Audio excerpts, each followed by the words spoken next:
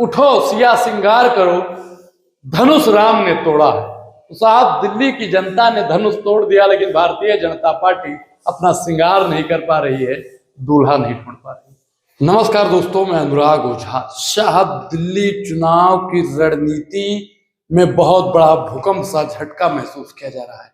जानते हैं उसके पीछे का कारण क्या है और उसके पीछे की सच्चाई क्या है, मैं आपको बता देता हूँ। 48 विधायकों की जो पार्टी यानी भारतीय जनता पार्टी है, वो अपना मुख्यमंत्री नहीं तय कर पा रही है। उसके पीछे का अहम कारण आप सब जानते हैं, क्योंकि देश के प्रधानमंत्री नरेंद्र मोदी जी अमेरिका का दौरा कर रहे हैं।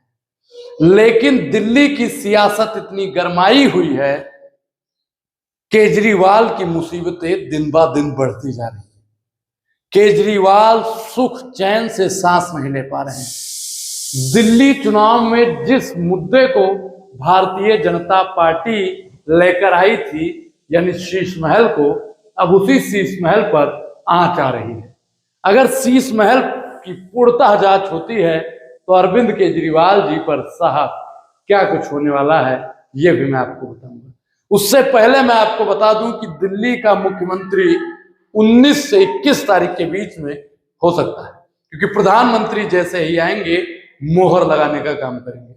और आपको बता दूं कि 40 विधायकों में से 5-7 का नाम साहब बड़ी तेजी से चल रहा है। मैं उन लोगों के नाम बताऊंगा और उनके बारे में भी बताऊंगा अगली वीडियो में। पहले उनका नाम जानना बेहद जरूरी है कि वो कौन से विधायक हैं जो इतनी रेस में आगे चल रहे हैं। मैं आपको बता दूं कौन बनेगा दिल्ली का मुख्यमंत्री। साहब रेखा गुप्ता का नाम सबसे आगे है। रेखा गुप्ता ये महिला मोर्चा में भाजपा में काफी समय से एक्टिव हैं। शिखा राय भी बहुत तेजी से, अगर महिलाओं में बनी तो शिखा राय या तो रेखा गुप्ता, इन दो के अलावा साहब और कोई तीसरा बनने वाला नहीं है।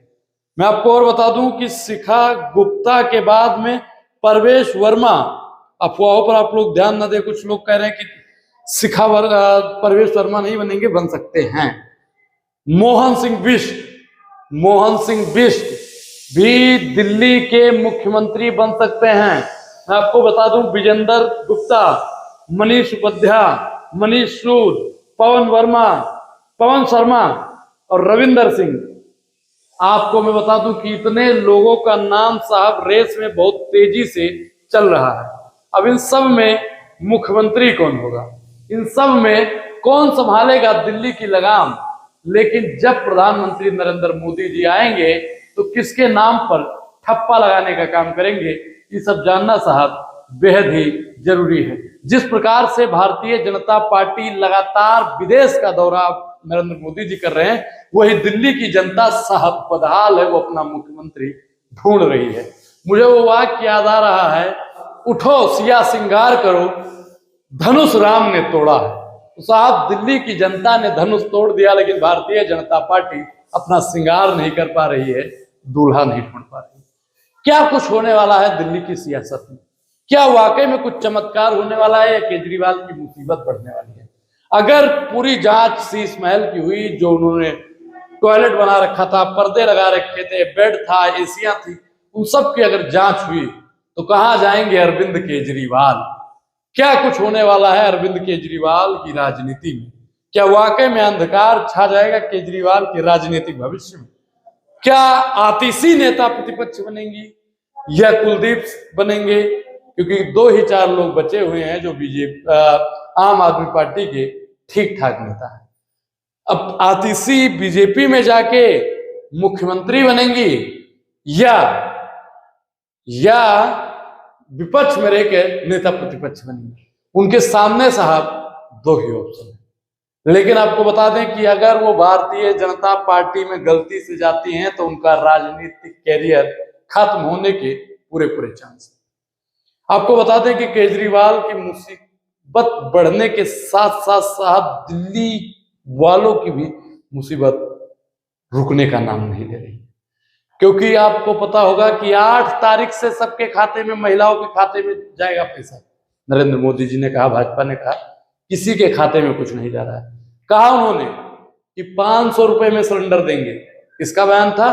भारतीय जनता पार्टी का। 1 रुपया भी सस्ता नहीं हुआ। भारतीय जनता पार्टी का साहब बड़े बड़े बयान अब वो खोखले होते जा रहे हैं और दिल्ली की जनता भारतीय जनता पार्टी पर विश्वास जताकर परेशान हो रही है।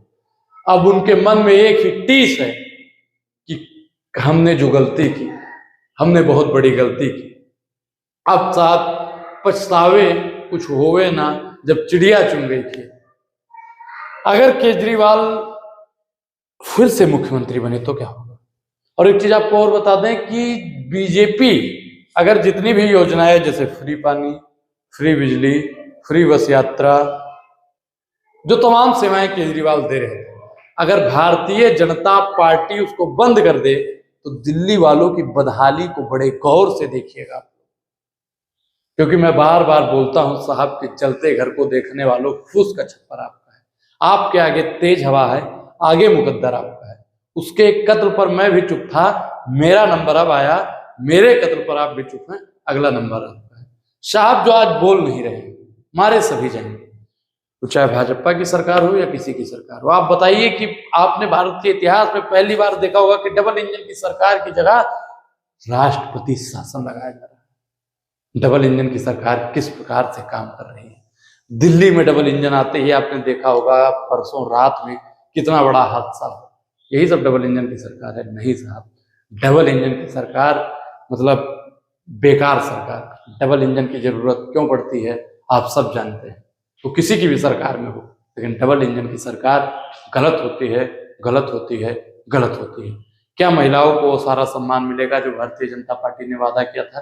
क्या वो सब हको अधिकार किसान, दलित, पिछड़ा, आदिवासी को मिलने वाला है जो भारतीय जनता पार्टी ने वादा किया था? अब भारतीय जनता पार्टी किन मुंह से जनता के बीच में जाएगी और अपना मुख्यमंत्री कब तक लाएगी? जो मैंने नाम बताया, यही इन्हीं सब में से कोई एक मुख्यमंत्री होगा।